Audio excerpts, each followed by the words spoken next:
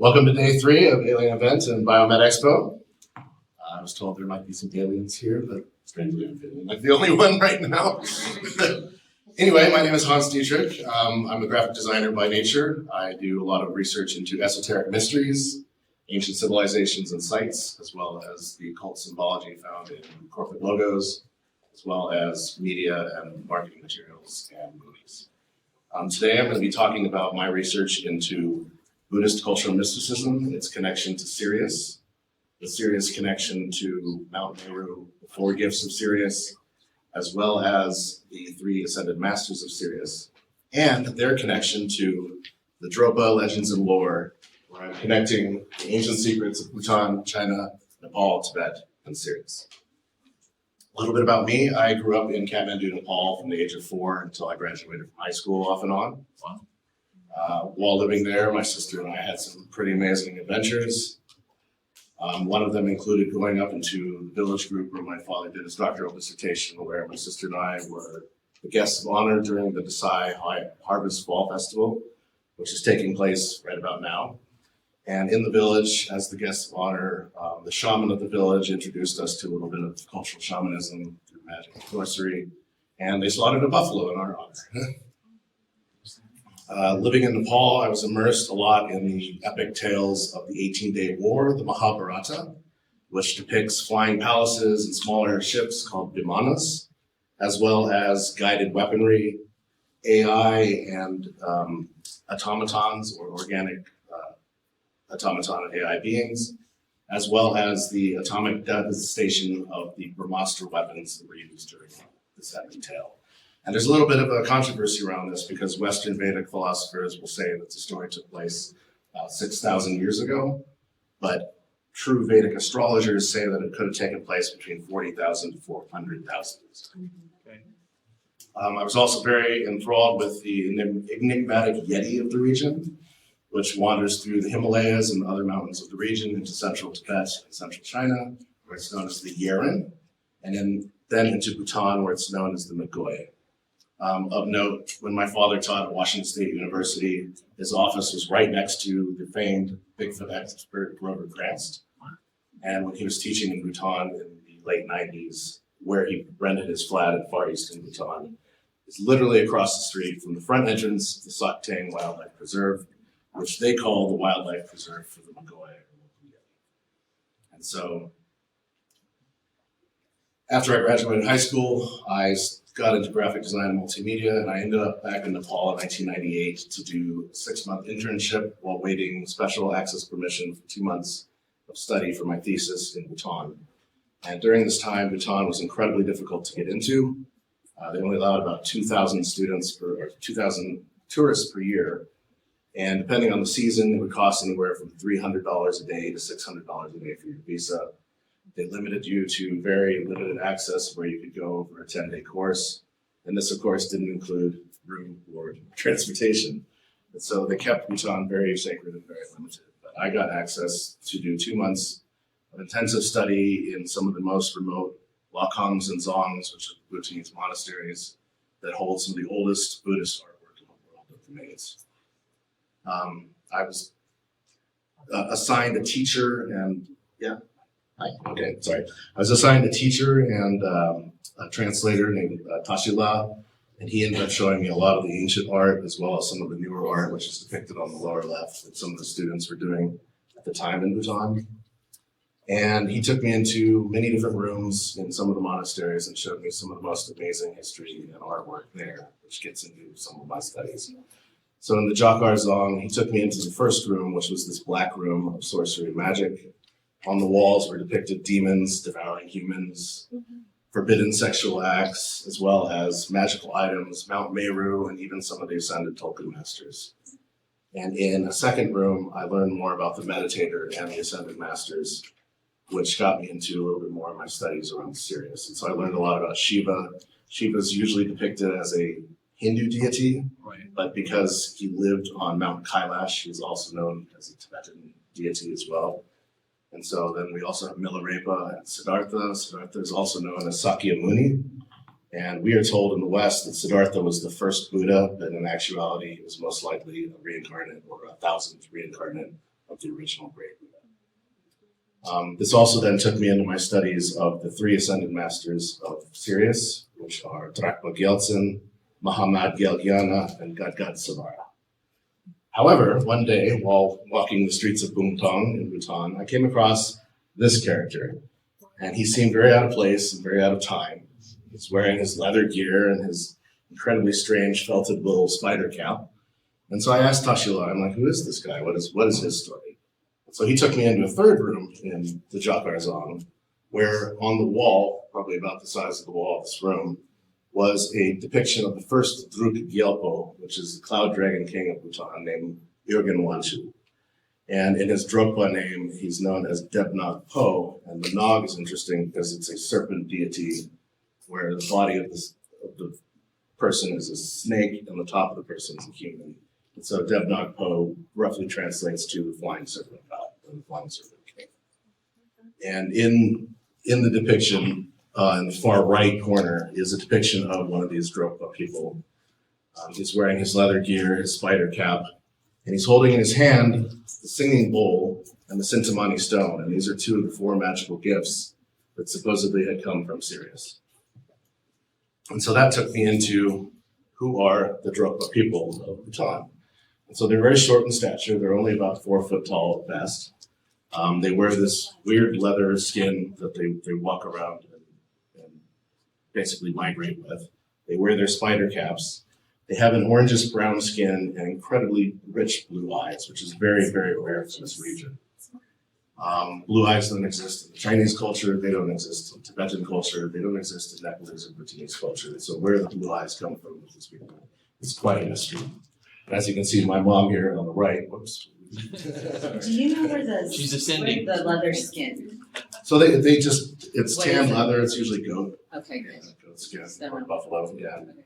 And so inverted is the wool. On the outside is the tan leather. So my mom's about 5'4", and so seated, this Drukpa woman is probably about 4 foot at best. The Drukpa are very interesting people. They migrated pretty much from central China or far eastern Kham Tibet, where they were known as the Dropa, through central Tibet, where they're known as the Zopa, into Bhutan, Nepal, northern India, where they're known as the Drokpa, or people of the cloud dragon. And then the further west you go through Ladakh, Kashmir, Pakistan, Afghanistan, up into the Caspian Sea and Black Sea regions where they're known as the Drokpa. They speak a dialect that's very different than anything else in the region.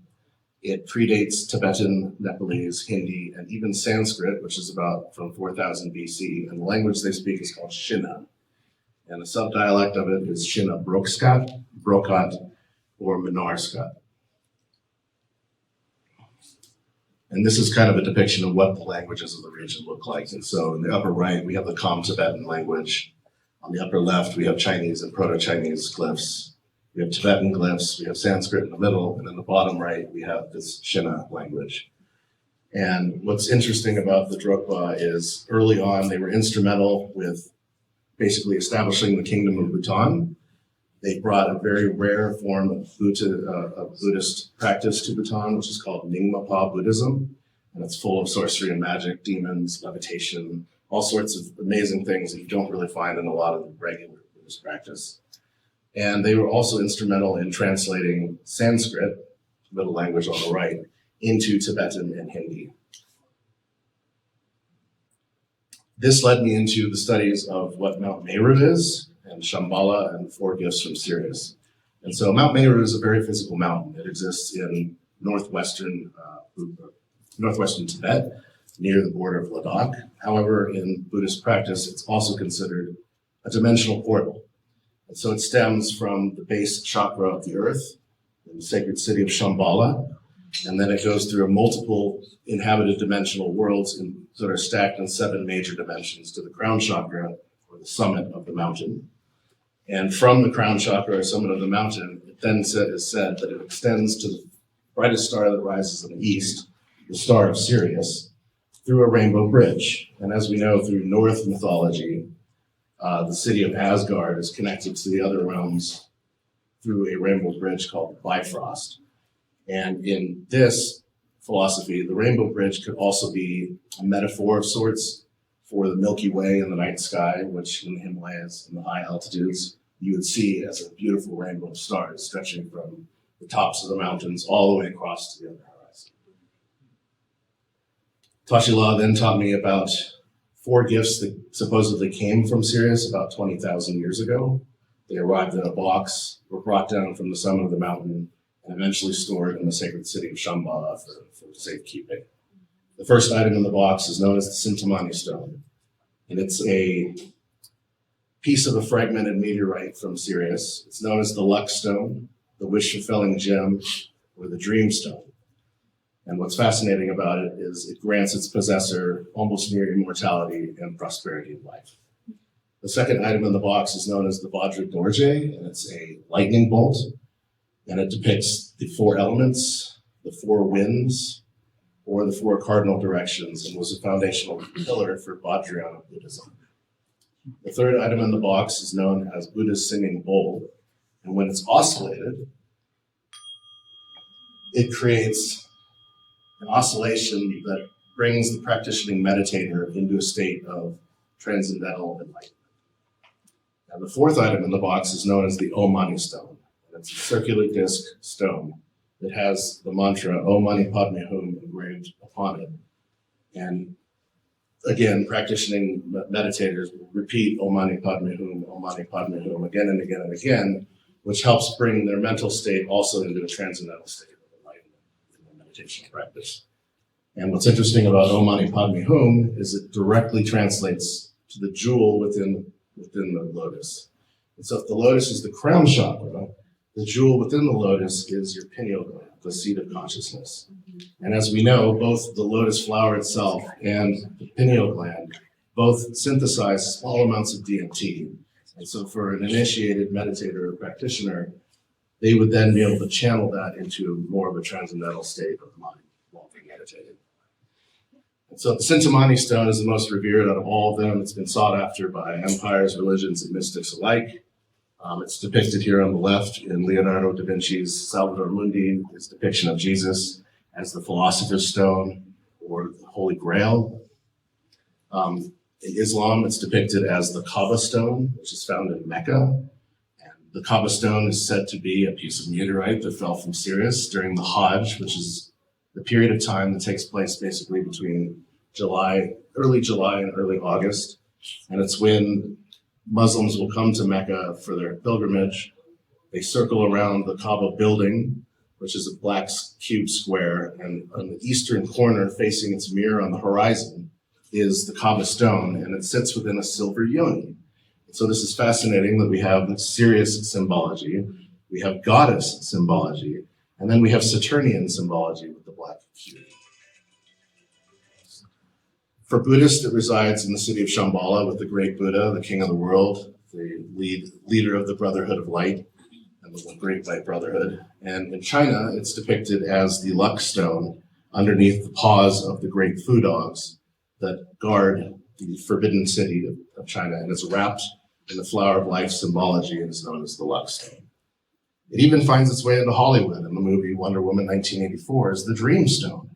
And when Max Lord crushes it and absorbs its power, he becomes known in Buddhism what is called Sintamani Loksavara, which is the embodiment of the Sintamani stone and its powers. So then this took me into my studies of Ascended Tulku Masters, and especially the 3 Ascended Tulku Masters of Sirius. And so what is an Ascended Tulku Master? Well, an Ascended Tulku Master is somebody that has reached the prowess of mind, body, and spirit, and have mastered the meditational spiritual technology of astral projection. And so they have the ability to astral project their consciousness and their physical form, protected by the Merkaba energy, to the dimensions of time and space, to other realms, planets, stars, and even galaxies.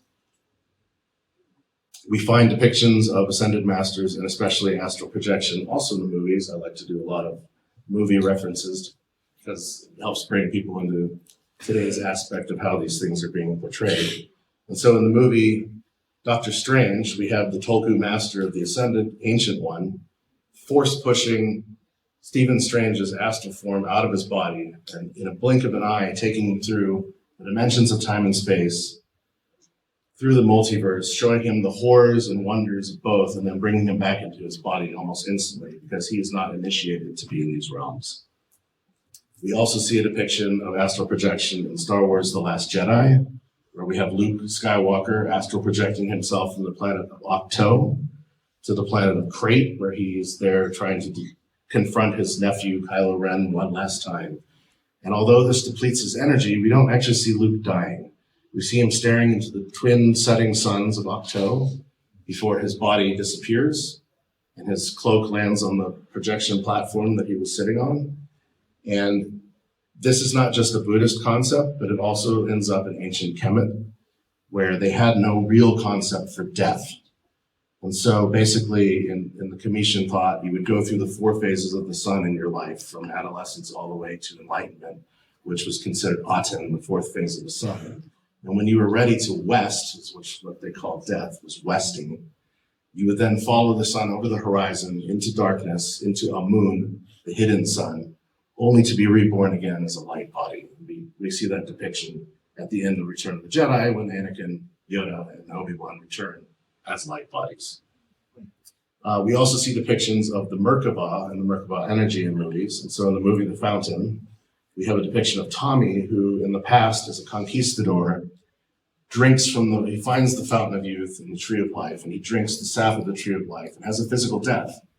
But then he reawakens as a manifestation of himself in astral form, where he is tasked to take the Tree of Life and the Fountain of Youth back towards Xibalba, which is the Mayan underworld. It sounds a lot like Shambhala, which is the Buddhist underworld. But in this movie, it's depicted as a stellar nursery near the belt stars of Orion. And the belt stars of Orion, if you follow them down, eventually reach Sirius, the brightest star in the sky. And so then he and the Tree of Life and the Fountain of Youth recreate the cosmic seed and are reborn into a life of existence. We have a less ethereal and more technological form of the Merkaba in the movie The Last Mimsy, which is an amazing movie. A lot of people have never seen it. It's a children's movie. But in the movie, the 2 characters, the young boy and young girl, find a bunch of items on the beach that have come from the future. The young boy realizes that he has the ability through vibrational technology to create an Einstein-Rosen bridge back to the future. And the young girl uses these stones that she calls spinners. And when she spins them, she creates the Merkaba force field, which then Mimsy, this stuffed rabbit, is placed in with her DNA of love, because she's in love with this stuffed animal, which then is sent back to the future where we have lost our humanity of love. So it's an amazing story, but it also shows this Merkaba technology. And then we have more of a nuts and bolts version of the Merkaba technology, which is depicted in Star Wars: The Empire Strikes Back, where we have Darth Vader's meditational chamber, which is an octahedron, which is a form that is created inside of the 2 tetrahedrons spinning in opposite directions inverted on each other. And in this physical form, he basically can remove his helmet, heal his wounds, and telepathically communicate with his son, with the Emperor, and other Jedi and Sith practitioners. So this takes us into the first Ascended Tulku Master that I learned about of Sirius. And this is a character named Drakba Gyeltsen. And Drakba is a transliteration of Dropa, Zopa, Dropa, Ropa. And it also comes from people of the Cloud Dragon. And so Drakba Gyeltsen lived in Bhutan in 1600. He was known to go into deep states of meditation where he could levitate himself and his ritual instruments. He had total recall of past events that would come to him, as well as incredibly accurate premonitions of future events. On the right, you can see that he is riding on top of a cloud, on top of a rainbow, headed from the top of Mount Meru into the clouds in the east towards Sirius. And in Tim Sing Monastery in Bhutan, where he is revered, the monks will go into the Holy of Holies, a dark room about the size of this room, and they'll walk around it in meditation wearing this incredibly heavy piece of chainmail. And eventually they'll get into their lotus position for meditation, stake the chainmail into the ground. It helps that they don't lose their body, mind, or spirit when they go into deep trances or deep states of meditation. The second guy, Ascended Tulku Master that I learned about, comes to us from the Lotus Sutra, which is a tome of beautiful poetry and amazing philosophy that was discovered around 100 BC. It could be much older than that. Mahatma Galgyana, one day in deep meditation, he was a disciple of Sakyamuni, Siddhartha as well. Sakyamuni and Siddhartha are the same character. And one day in deep meditation, he decides he's going to try and ascend to the top of the mountain of Mount Meru and the dimensional portals, where he can hear the great voice of the great Buddha there. And so,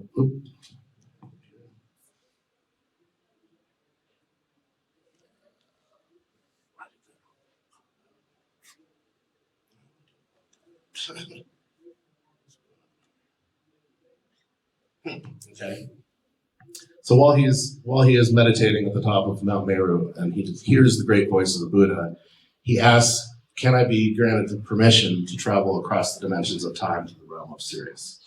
And when he arrives there, he basically meets with a race of giants who think he's a small bug to be crushed, until one of them realizes that he's a disciple of Sakyamuni and says, "Can you meditate with us before you return to the earthly realm?" And so when he returns to Earth, he is granted the title of Bodhisattva. And a Bodhisattva is somebody that goes through enlightenment one time in their life. They discover enlightenment. And instead of becoming an astral form of themselves, they decide through compassion to remain in the earthly realm to help others through suffering. Mahatma Galgyana was said to have mastered flight, so he could fly, as well as anthropomorphically shapeshifting. So he could become other beasts, creatures, or beings. The third is the most fascinating of these ascended Tolkien masters, and this is the one that most directly relates to Sirius. And so here we have a depiction of Gadgadsavara of Sirius. And so Gadgadsavara comes to us through the Lotus Sutra in chapter 23. And what's interesting about him is one day Manjusri, another disciple of Sakyamuni, is in deep meditative trance, and Gadgadsavara visits him on the astral plane. He leaves him a gift of 7 jeweled lotuses. And Manjusri comes out of his meditation and he asks Sakyamuni, "Who is Gadgadsavara? And how does he have the ability to visit me on the astral plane?" And Sakyamuni says, "Gadgadsavara is a sage, bodhisattva from the brightest star that rises in the east, the star of Sirius. And he has mastered the ancient meditational spiritual technology of astral projection." Well, how can I learn this technique? How can I meet with Gadgadsavara on the astral plane? Manjusri asks Sakyamuni. And Sakyamuni replies, "Well, because you are uninitiated, you'll have to be guided through this technique and technology to meet Gadgadsavara." And so he's guided by another practitioner. He meets Gadgadsavara on the astral plane. And he says, "Do you have the ability to visit us in physical form here on Earth?" And Gadgadsavara says yes, and he accepts the challenge. And it is said then that he climbs atop his flying palace, a tower of 7 layers. This is a depiction of a Vimana and the Mount Meru experience. And accompanied by the sounds of hundreds of thousands of musical instruments being played without players, he travels across the dimensions of time and space and arrives in the realm of Earth.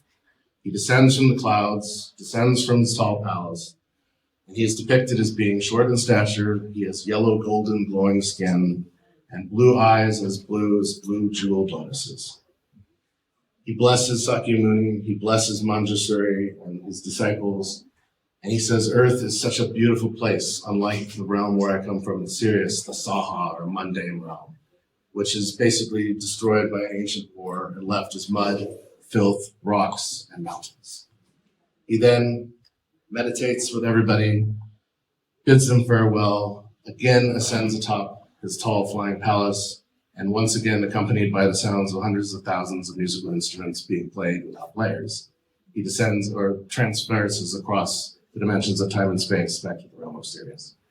So what's interesting about this is we have a depiction of an extraterrestrial being coming to us from Sirius on technology, accompanied by the cacophony of noise, possibly from the engines, possibly from the repulsor lifts.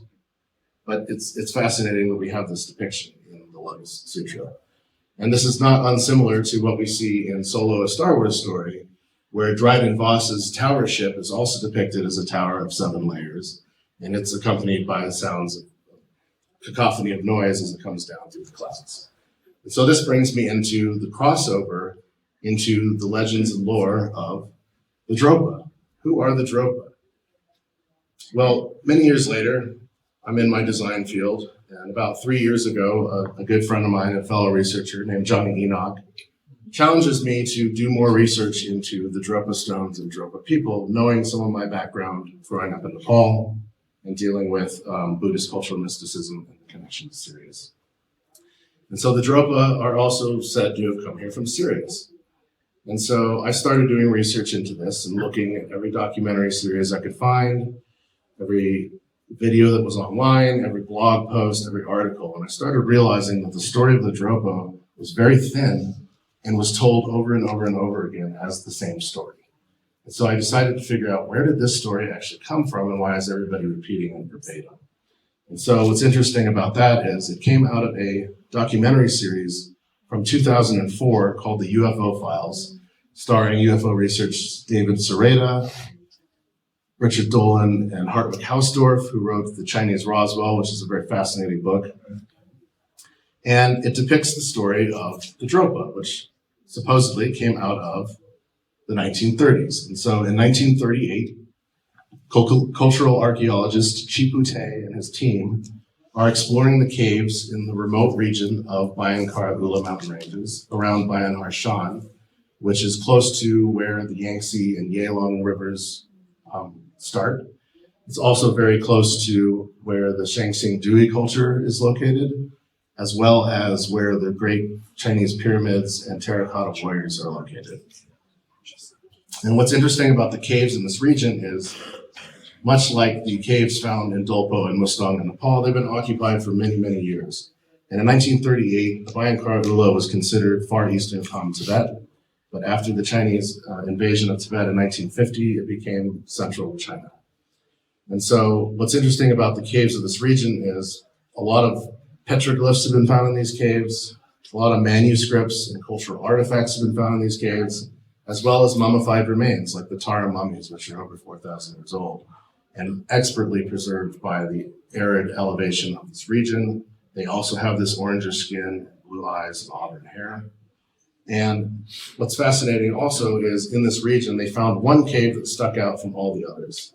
And this cave had the walls, ceiling, and floors hewn out of the bedrock with sheer precision that left Chipu Te and his team baffled because they had not seen this technique or technology before.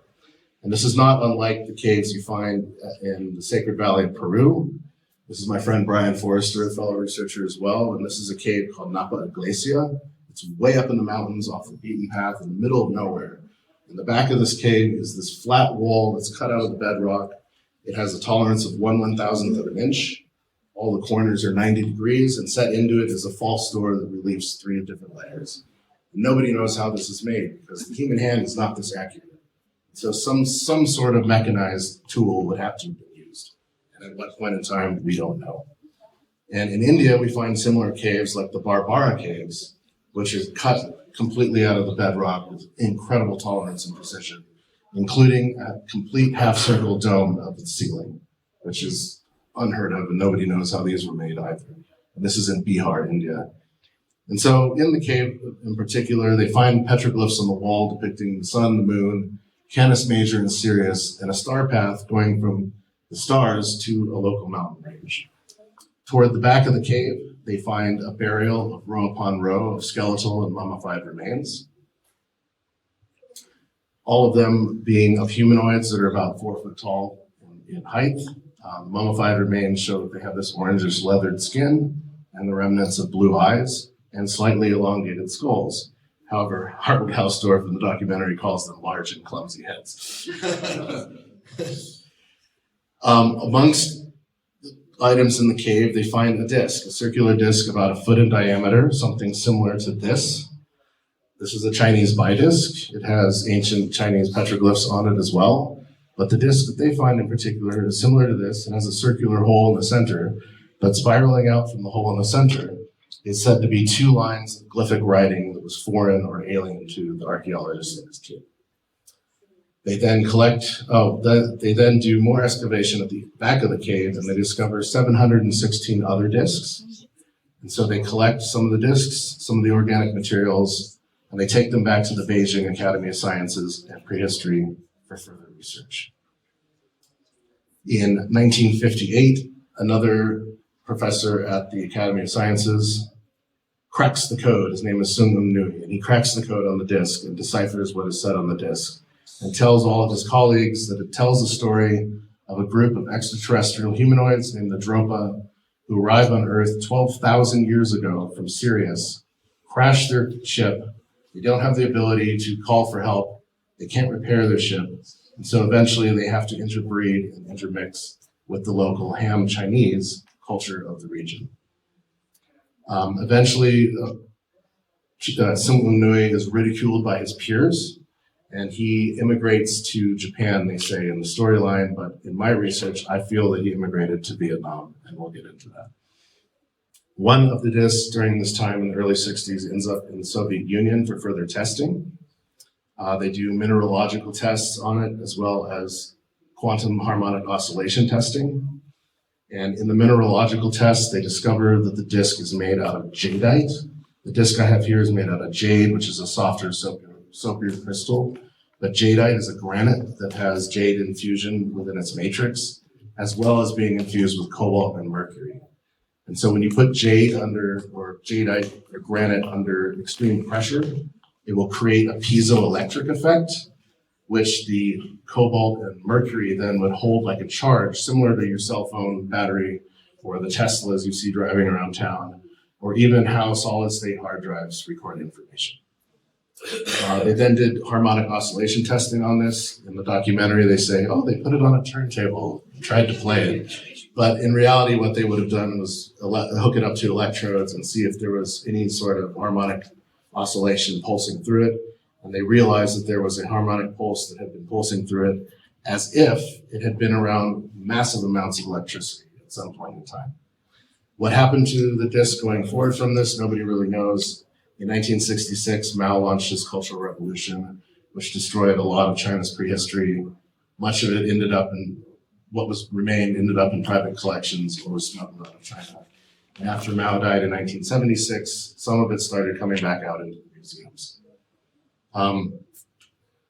The researchers then start talking about another story, which is the story of sun gods in exile, which is this book here, which is an incredibly hard book to get a hold of. And in Sun Gods in Exile, I kind of have a feeling that the researchers didn't actually read the book and read the blurb on the back of the book and the forward of the book, because toward the end of the documentary, they come to the conclusion that the book is fake or hoaxed because the author allegedly said so in 40 Times in 1998, which is 20 some years later after the book was published. And I'll get into the book in moments. They also then claimed that the origin of the story of Chipute and Sung Nui came out of 3 publications from 1962. And these 3 publications were Vegetarian Universe, or Das Vegetarische Universum in the German, the Belgian UFO Bulletin, the popular magazine from the Soviet Union called Sputnik magazine, and then in 1968, Eric von Daniken's Chariots of the Gods. However, they then conclude that there's a possibility that all of this story didn't make sense and could have been hoaxed in its own, because Chipute is not a Chinese name. Sung Nui is not a Chinese name. There's no way to decipher alien language on a disk without a cipher.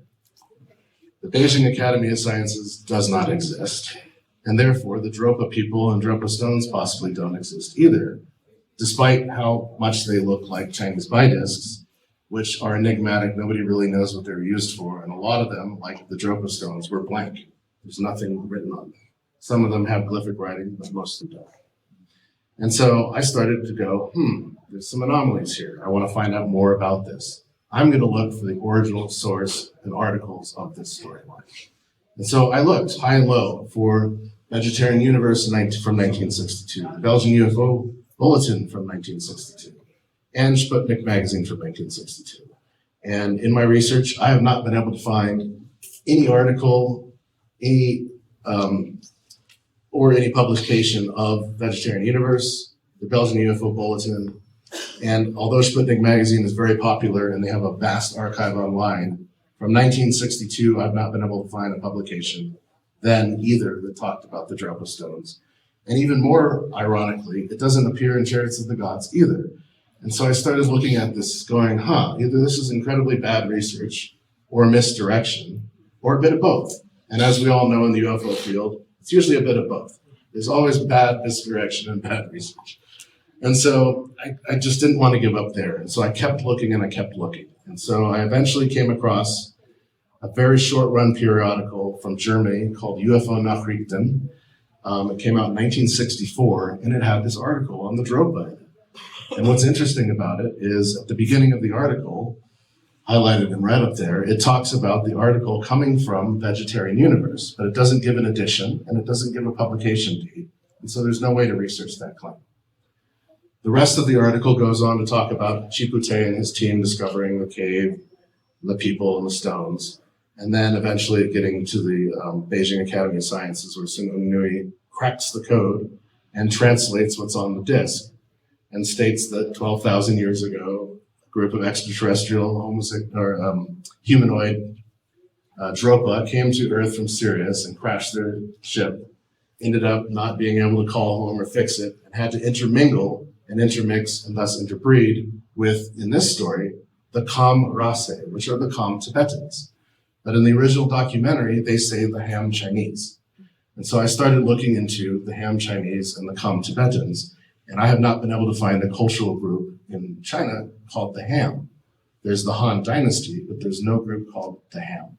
And so I started thinking there's a translation or transliteration issue going on with this, because Ham and Kham are very similar in phonetic sounds.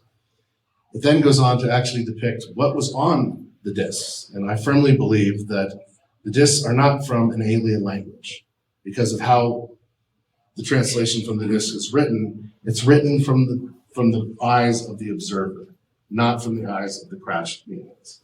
And so what's written on the disc goes like this. The Dropa came down from the clouds in their winged gliders 10 times before the sunset.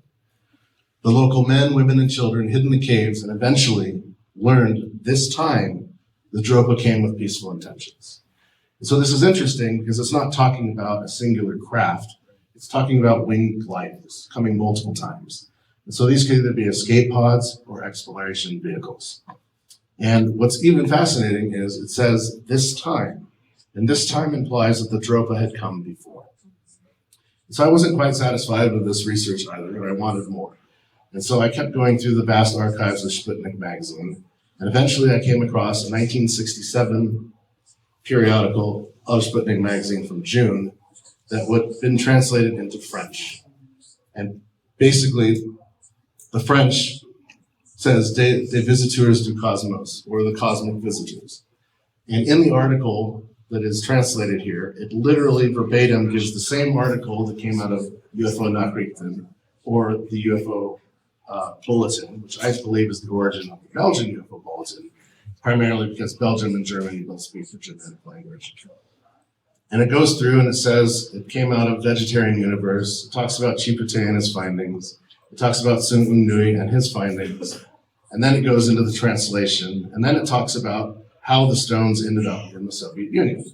And so I believe this is where the story of the Soviet Union in the documentary series also came from. And what's interesting is when you get into the story, it's slightly different than the original story in UFO Nachrichten. And instead of interbreeding and intermixing with the Kham Tibetan or Kham Rase, in this version of the story, it says they intermixed with the Ham Chinese. And so I believe this is where the story of the Ham Chinese came from in the documentary series as well.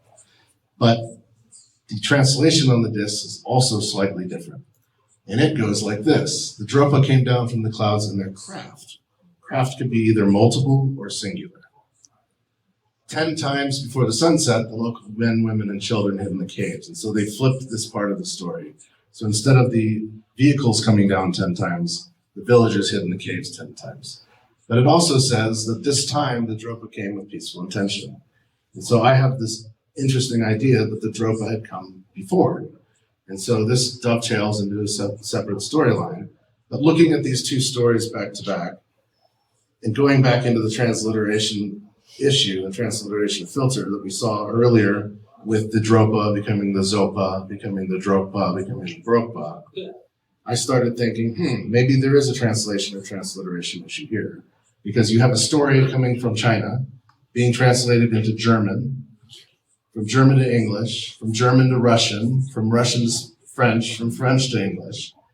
All these languages have different syntaxes, and this then becomes an intellectual game of telephone. What could possibly go wrong? And so for those of you that don't know what transliteration is when you hear the phonetics of one language and you transcribe them into your own language to tell people what it is that you've actually heard. And so it's interesting because in this aspect, we have Dropa, which becomes the Dropa or Bropa or Zopa. I started applying this then to the Han Chinese, which become the Han Tibetans, because there's no cultural group called the Han. And then this goes into Chipute not being a Chinese name. Well, Chipute is not a Chinese name. However, it sounds an awful lot like Shifu Te. And Shifu is a title, and it means master or teacher. And so as a professor of archaeology, Chipu Te or Shifu Te would have been known as the master Te or teacher Te to his peers. And when I looked up the word Te, it says online that it is a Western transliteration, so right there in the research, of a popular Chinese name called Techu. And so I started applying this to Sum Bun Nui as well, and I realized that this could be Suong Nguyen, which is a Vietnamese Ham Chinese name, Hao Chinese name, because there were a lot of Vietnamese Chinese in China during this time period. And this is why I believe that after he did his publications and was ridiculed by his peers, he didn't immigrate to Japan, he immigrated back to Vietnam.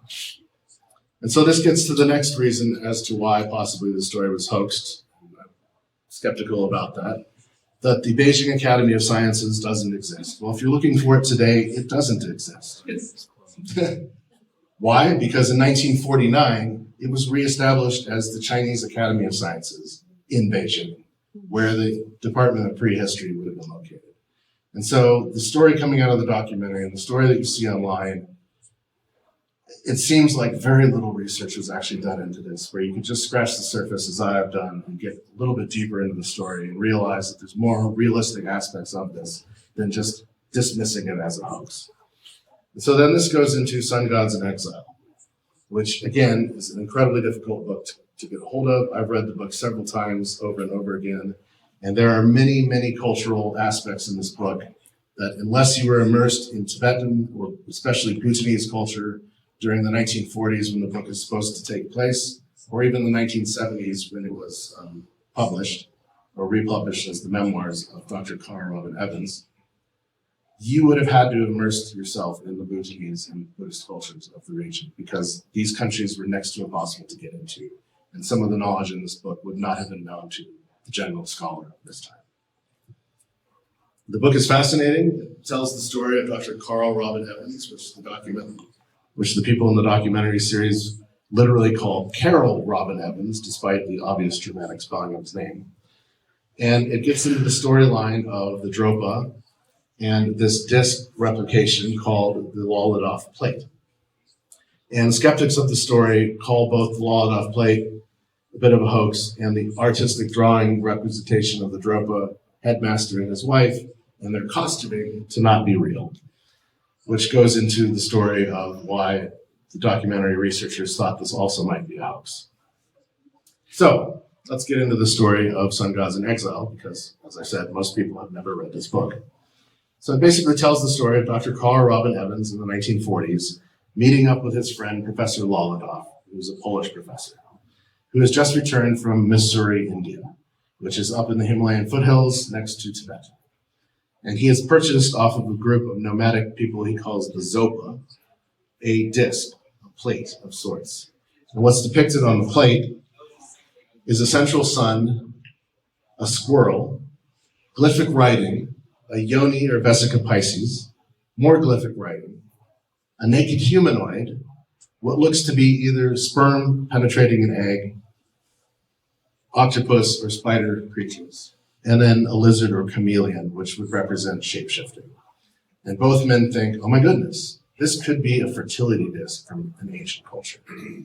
And so being an anthropologist and sociologist, Dr. Carl Robin Evans decides he's going to book passage to India and travel into Tibet to find out more about the Dropa people.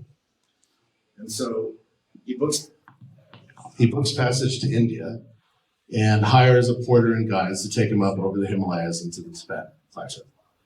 while he is climbing in the Himalayas, he is passed by a short man carrying about 6 times his weight, who flies by him on the trail, leaves him winded at high altitudes. And then he comes across a naked yogi meditating in the high glacier pass for hours. And skeptics of this book claim there's no way that short people in this area can carry 5 to 6 times their weight. And there's no way that you're going to have a naked yogi sitting in the glacier, freezing to death, meditating. However, enter Exhibit A and Exhibit B. And it is. In Nepal, the Sherpas have a DNA component that allows them to acclimatize to the area very rapidly. This guy weighs about 150 pounds. Usually these guys are carrying refrigerators to the upper villages that have new solar and micro hydroelectricity, and they're often full of Coca-Cola and beer.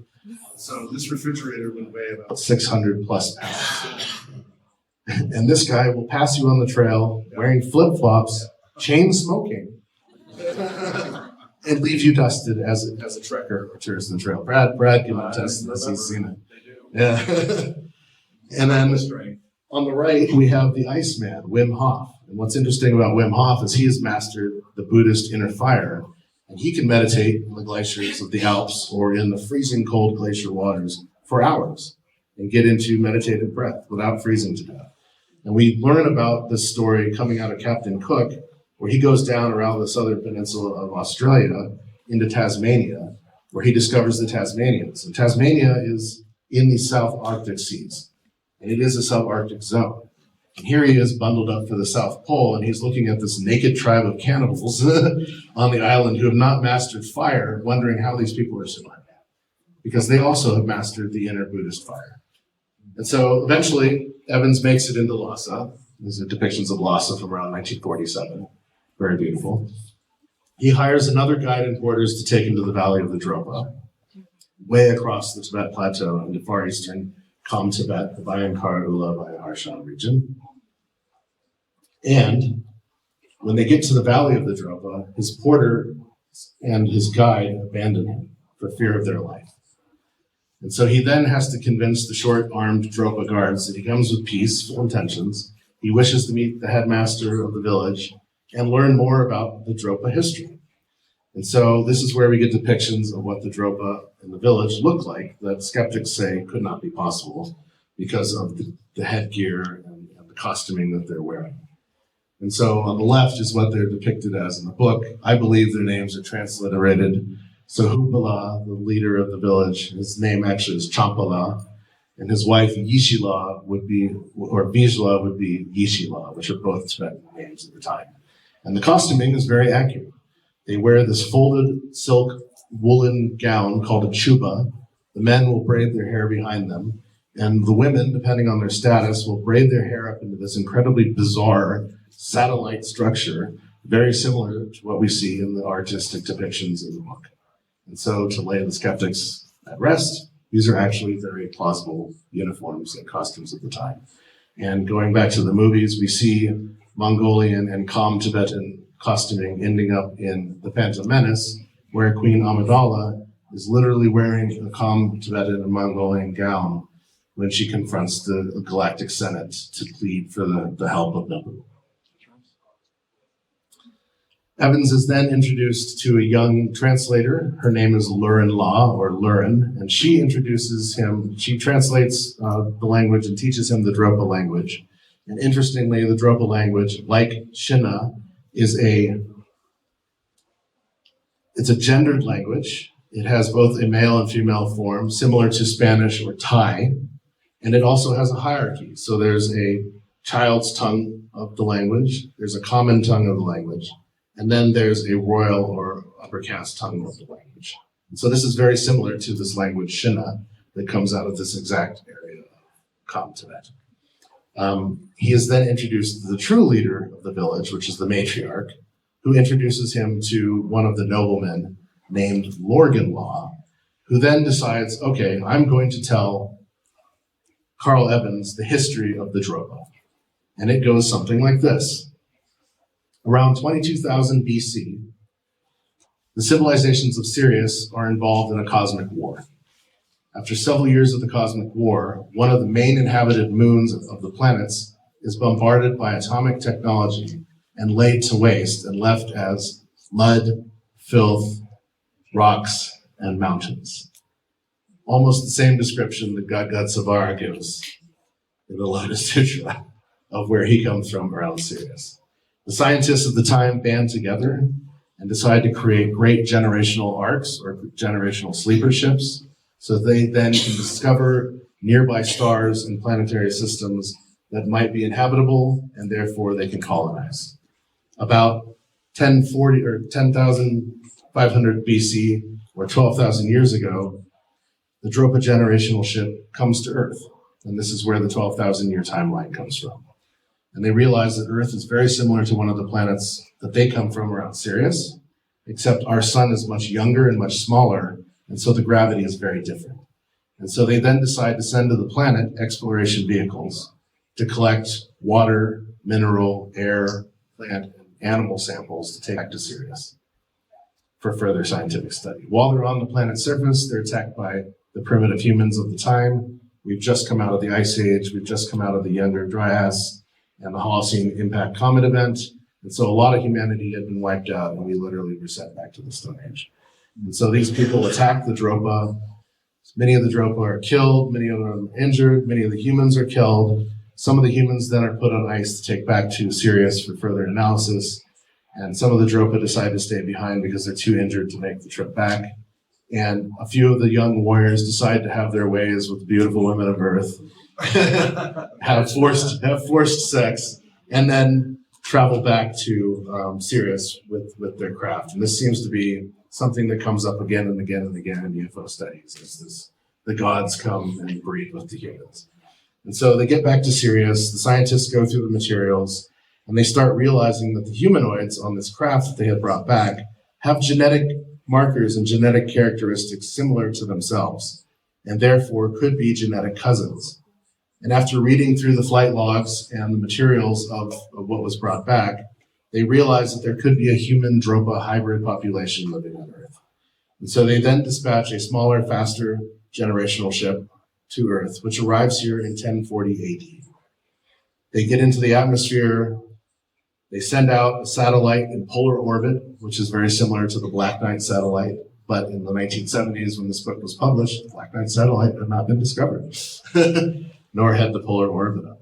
So it's an interesting origin to that story as well. To spy on the now not so primitive humans living on the planet, and to find whether or not there was a Dropa human hybrid civilization living here, and also find a remote area to land their craft. When they get into the gravity well of Earth, they start losing functionality of the ship. And again, the young Dropa warriors decide to mutiny against the matriarch and the female pilots and navigators of the ship and commandeer it and realize that they have lost control of the ship. And so in a last-ditch effort, they send one of their exploration vehicles with an SOS back towards Sirius in hopes that in a couple generations, their offspring will be rescued. They then, in orbit, are getting closer and closer to crashing. They jettison their weapon systems into the South Arctic seas and eventually end up crashing in the Bayankara-Ula mountain range. Because they're not acclimatized to the high altitude or the cold aridness of the region, they send out exploration teams to basically find food, water, and shelter so that they can start adapting to the area. Many of these teams don't come back, and this is who I think were found in the caves by Shifute and his team, because the mummification would have matched something that was 1,000+ years old. Around 1908, another ship is seen in orbit of Earth, but a rescue is not attempted. And it's interesting that several months later, they hear of this massive explosion in the middle of Siberia, which is around the time of the Tunguska event. And what's thought is an object about 20 meters exploded above the forest and flattened about 20 kilometers of forest when it exploded. And so this could have been one of the Dropa exploration vehicles. And this actually goes into another story that I have of future stuff with this. And then Evans comes along and he's listening to this story and realizing I'm being told a story of extraterrestrials. And I'm not sure if I understand or I'm comfortable with this. And so he asks Lorgan-Law, can I see the remains of the ship? Which he realizes is basically the great hall of the village and the overseeing monastery in the village. And again, skeptics of this story are like, there's no way that there's a kilometer-long monastery in this region. However, there is. There's a 1.2 kilometer long Shangri-La monastery in Kham, Tibet. And also in this region are these really mysterious and enigmatic towers that were created that could either be a star map seen from above or towers to see if there are marauders coming into the region. But most people don't know what these towers were for in this region. And they strangely are shaped like star forts, but they're towers. And so Evans asks if he can see the inside of the ship. He's taken into the ship by Lorgan Law. He's taken through the catacombs of the ship where he's shown spools upon spools of wires that are attached to a box that houses 12 or more of these discs, very similar to the Wolodoff plate or the Dropa stone. And then he's taken into the command center where he's shown flat screen curved monitors, tip set keyboards. And it's interesting because the technology in the 1940s had not obviously reached flat screen monitoring, nor in the 1960s or 70s. And so he's being shown what I believe to be fiber optics, solid state hard drives, and flat screen monitors with tip set commands. And none of this stuff was invented in the 1970s. So how this makes it into the story, how this story is considered a hoax is beyond me. He then freaks out and he realizes, oh my God, this is all true. And he goes back to Lorgan Law and he's talking to her about what he's learned. And she tells him, oh, by the way, I'm pregnant with your child. And he freaks out. And so this is an interesting aspect of the Dropa, which is very similar to the Drogpa of Bhutan, is they're very promiscuous to preserve their culture and their race. And so women will have children from many different husbands and vice versa. And so the Dropa are kind of in the same boat. And he freaks out because he's afraid for the life of his child or unborn child. He's afraid for the life of Lorgan Law. And stupidly, he decides in the dead of night to pack up his stores, grab his horse, and flee in an unlit night back across to the west, where his home is in England, never to talk about this story again, until he's on his deathbed in his 70s, where he approaches David Agamon, his secretary, gives him his memoirs and his diary, and says, please publish this once I've died, which is where Sun Gods in Exile was published. And so, fascinating book, but I still have this, this burn in the back of my mind about how the researchers in the documentary said that 20 years after this book was published, the author allegedly went to Fortean Times and admitted in a tell-all article that possibly that he had hoaxed the book. And so fortunately in the documentary, they showed the cover of Fortean Times. And so I hunted for this magazine, bought a copy of it, and looked through the entire magazine for this tell-all article. Instead, I found at the back of the magazine a 122-word side column article that literally talks about what the book is, and then at the end of it says, oh, and the author ended up telling us in an earlier version of Fortean Times that he hoaxed it. So this isn't really compelling evidence that this was a hoax. And so I decided to look up Fortean Times number 75, page 57, from 1994, and I found a copy of that and purchased it, looking for a tell-all article in the back of this, which I did not find. Instead, I found 79-word micro article, basically talking about the story as well, and then saying at the end of it that it was a hoax because whoever wrote this article, named David Gamon, not David Agamon, knew the author. And so this isn't compelling evidence to me that this was actually a hoax, and anybody could have written these two articles as a misdirection toward this storyline. And so this kind of concludes the story of the Dropa stones, and my research and intuition into it. However, another story pops up from recent times that kind of dovetails with this story. And this is the story of the discovery of Oumuamua in 2017, which was discovered by the observatory in Haleakala on Maui, which has been in the news quite a bit recently. And they discovered this object they call an interstellar object. They named it Scout, which is what Oumuamua means in the Hawaiian language.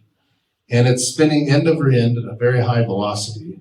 And it's come into our solar system from an outer solar system area, which is why it's considered an interstellar object. It's long in shape. It looks like a cigar-shaped craft. It's spinning end over end. And when it passed by Earth is when they started noticing it. And so Oumuamua passes Earth, they spend 4 months observing it, and as it starts getting close to the sun, or perihelion of the sun, it slows down. It changes its course and its direction, and then it speeds up to slingshot around the sun. And according to Avi Loeb, the Harvard astrophysicist and professor, he thinks that this is an artificial object that could be artificially or organically driven. The fact that it's spinning end over end at the velocity that it's spinning means that it's creating an artificial gravity if it's hollowed out or within it.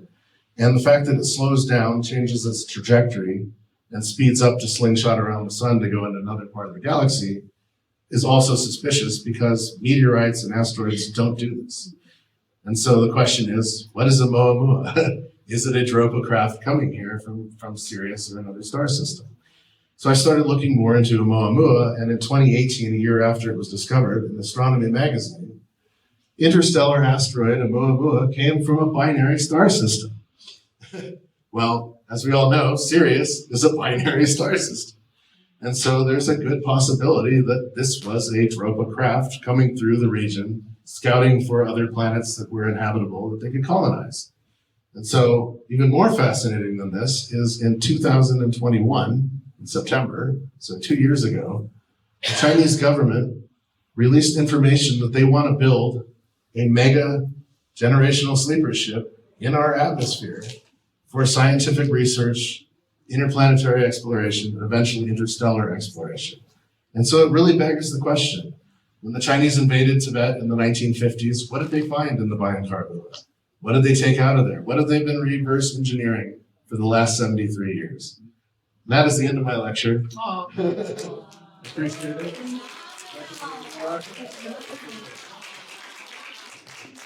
I have a book that has a lot of this in it, as well as a lot more research around this topic.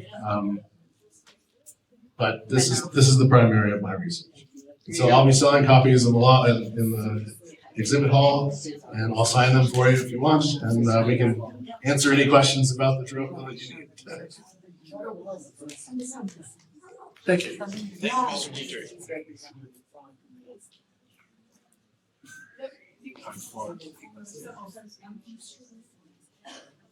That was fantastic.